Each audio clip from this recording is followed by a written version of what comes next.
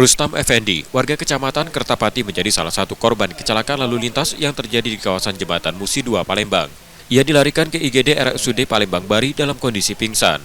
Korban mengalami luka serius akibat benturan keras di kepala dan cedera di kaki.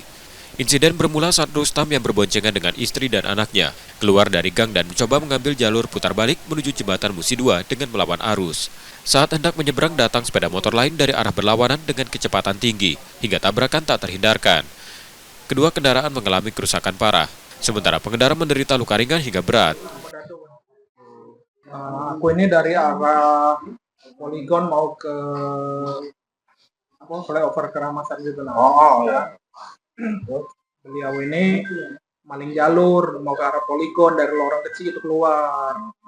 Aku ini ke sebelah kanan sudah, sebelah kiri kayaknya ada mobil. Aku tuh udah jimat dia mendadak keluar, aduh dia langsung di depan. Jadi tidak terrespon lagi. Kuat tabrakannya. Kecepatan kurang lebih 60-70. Kakak, sebenarnya berapa? Hah? Enggak, beliau ini maling jalur, dia pelan. Dia maling jalur naik bocor. Lawan arah. Aku udah siap. Tahu kan? Ya, udah terrespon lagi. Aku tidak tahu-taunya sudah terkapar. Nah, ngapa mak ini aku mak itu?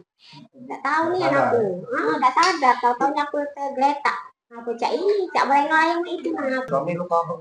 Itu banyak tuh. Itu kakinya patah. Kakinya patah kayaknya.